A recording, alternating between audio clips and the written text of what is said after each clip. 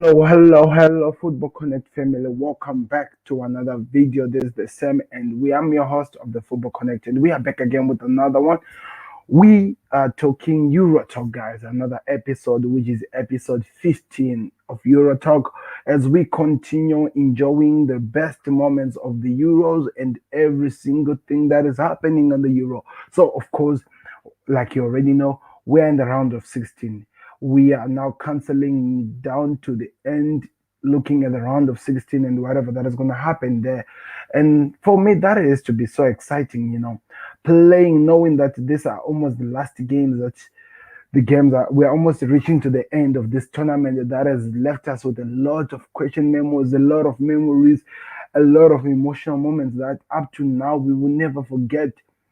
There is a lot of things that has happened in a short period of time, and I have to say I've really enjoyed my time spending into this and actually going through each and every emotion that we had to go through in Euro.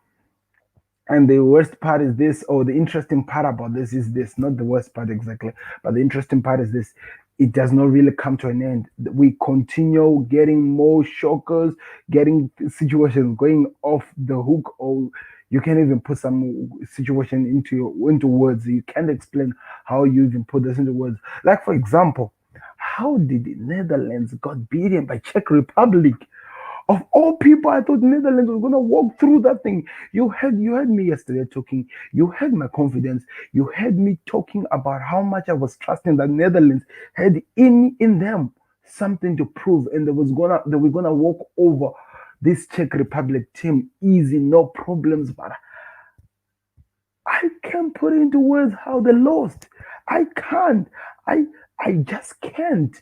If that even makes sense, I just can't put it into words. How did Netherlands lose to Czech Republic? And what was Matthias Delete doing? What was Delete doing? That for me was that was a horror show, man. That was a horror show. That's exactly that. That's the only thing I can say. That was a horror show. It didn't make sense. I was wondering, where was he really like thinking upstairs when he was doing the decisions he was making? Was there at least was his mind at least trying to process what was he was thinking about, knowing that he was the last man, and if this man passes me, he's definitely gonna have a chance to score. My keeper is far away from me. My other teammates are still far away from me. I cannot control this ball. I have just confused myself. I know that I've already done a crazy thing trying to control this ball. I've confused myself. Why can't I allow this ball to just pass me by? And if this guy scores, my teammates and I, together as a whole, we can try to find a way to break down Czech Republic and win the game. But the man had to become a hero. Delete did the things and what, and he held the ball with his hand, and looking at the chance and the situation, that was a honest chance that was gonna lead into goal. He used his hand. VAR spotted clearly, and the decision was made. The decision was made. The guy got a red card. You couldn't even disagree with the fact that it was a red card. I know that there are a lot of Netherlands fans who were hurt by the decision, but that was the fact of the matter. That was the decision. A stupid thing by a young man who's still growing. Of course, he's still growing in terms of confidence, in terms of how he can, the experience you need in this football era. He's still growing on, so you have to forgive him for that situation. But that was a horror show, man. And after that, it became an open gate. Goals were coming from the left, the right, the center, from the Czechs, and they made sure that they took advantage of the situation that they got themselves into. They played, they put pressure on Netherlands, and Netherlands cracked by getting a red card, and they made sure that they took that into consideration and scored and won the game. That's what they did. Two goals, and I have to say I really was impressed by that first goal they had. That took a lot. That took a lot. And for me, I think the first goal when it went in, that was the end of Netherlands. They really tried after the little send off.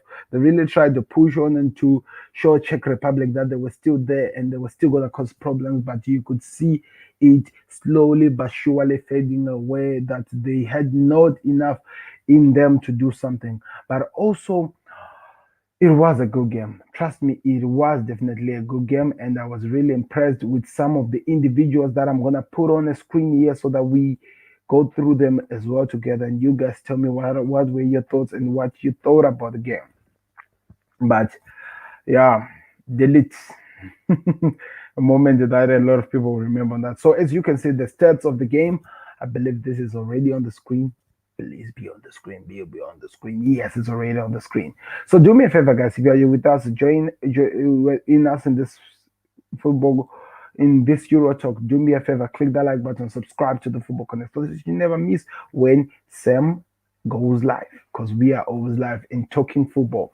It's always important to give you something to smile about, world, and I'm gonna try by all means to do that through the Football Connect. Anyway, so Czech Republic 6 shots, no, Netherlands 6 shots, Czech Republic 12, 0 on target. Oh my god!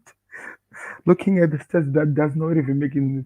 I know that Netherlands finished the whole game without even a shot on target, and 5 for Czech Republic. 6 corners for the Netherlands. They were even, I thought they were even more than six, but yeah, it's six, and one for Czech Republic.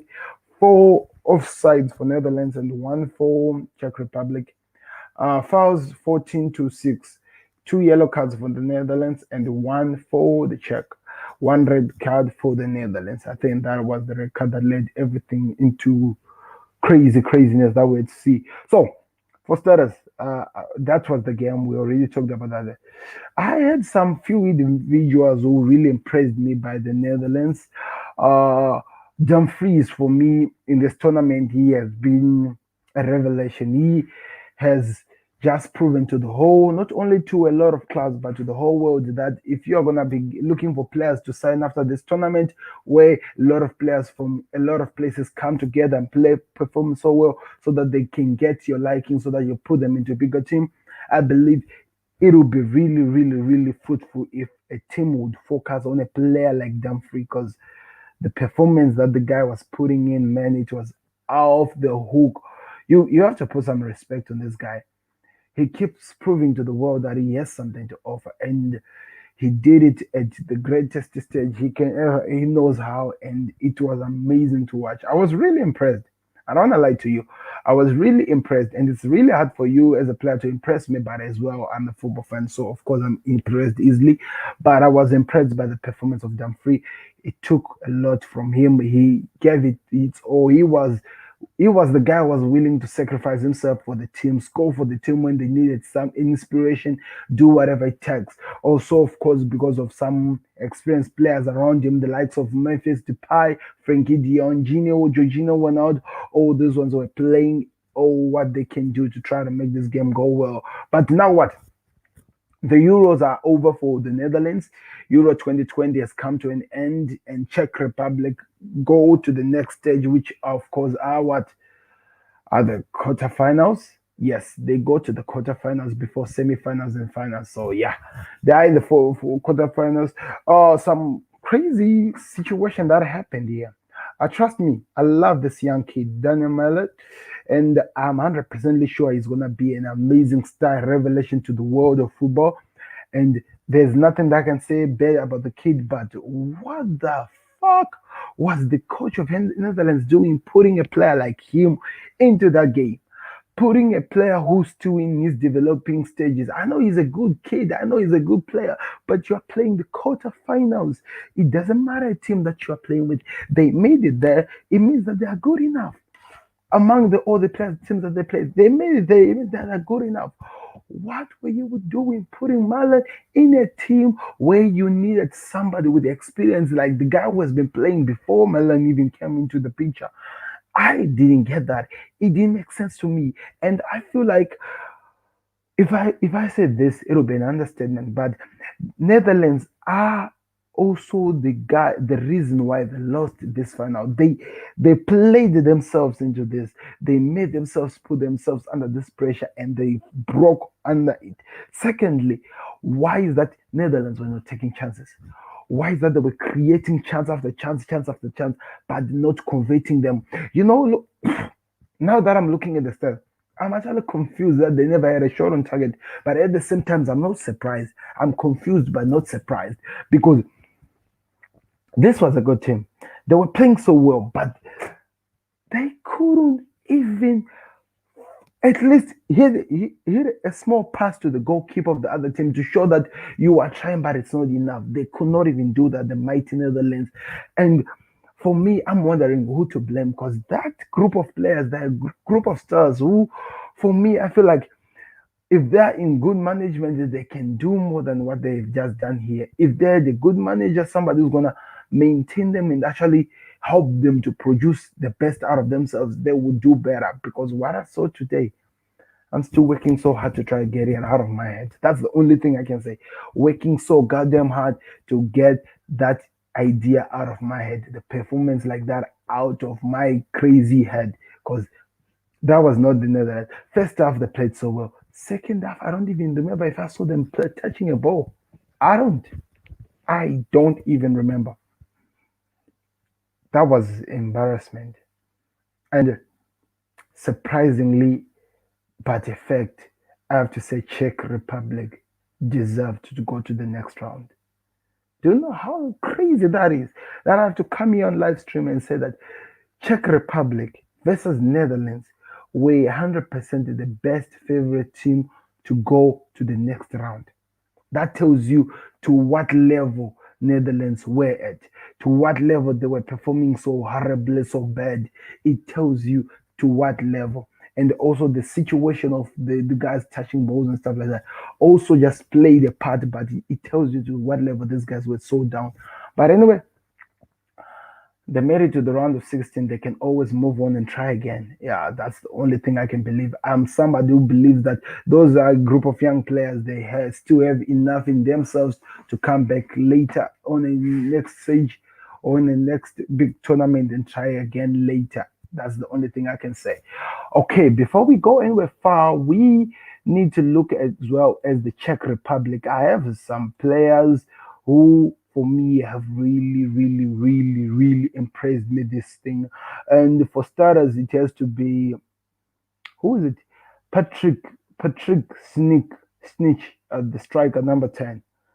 This guy just refused to give up. He keeps scoring for fun. And I think now it's almost like 4 goals he has scored in this tournament. And he still has a capability to even score more. This guy is good. And he's proving it each and every day that he has something to offer. And for me, I just have to put some respect on him. But also, just to remind you, this was a teamwork. This was more of teamwork. They worked together. Huh. They did everything that they can do to produce this amazing performance. But most importantly, is this: it was a teamwork effort, and it paid out to the level best for them, beating the mighty Dutch. That has to be huge. Also, I've been impressed also by Sochek doing so well. Of course, we already know. I already know the value of what Sochek can do from the Premier League. Of course, guess what? I already know what he can do. It's just good that we can see something from him. That's some good things that I can take out of this thing. So that's all I can say. Now I look at the other game, the other fixture. I think, to tell the truth, I've done some justice onto that game. Now let's look at the fixture that finished. Belgium 1, Portugal nil. So of course, if you are looking at this, I'm saying Cristiano Ronaldo is out of the Euro. Yeah, he's out for the Euro 2020 guy. Cristiano Ronaldo. And the question that people are asking is this his last? Is this his final Euro? As he has been one of the best strikers of all the generations to come into what? Is this Cristiano Ronaldo's last tournament? Is this his last? Like in terms of for Portugal and stuff, because of course the guy is 36 years old and he's still great, getting stronger every single time. Still producing some of the best performance with quality that you can never even disagree on. But is this his last of Euro? The last time when we asked the player if this was his last of the game, he just walked away. Yeah, you know what I'm talking about. I'm talking about the Gareth Bale. We asked him that if this was his last, he just walked away. Same with Cristiano Ronaldo, but also the difference between Gareth Bale and Cristiano Ronaldo is that Cristiano Ronaldo is still way fitter, way stronger. I feel like the way he is, he can still continue playing football. But is this his last tournament of the Euro for starters? Or even I think it's gonna be in the World Cup, but I'm not really sure. But is this his last? It would really mean a lot to know at least what's gonna happen. But I think you can live there because today I have to say his team, Portugal, his country, did we gave it all. They really did give it all. They really worked so hard, put everything that they can. They put their life, their souls onto the game, but it just didn't work so much for them. Yes. Firstly, Belgium scored the Tongan Hazard. You could see, even you look at the thumbnail, the celebration he was having with his brother Eden.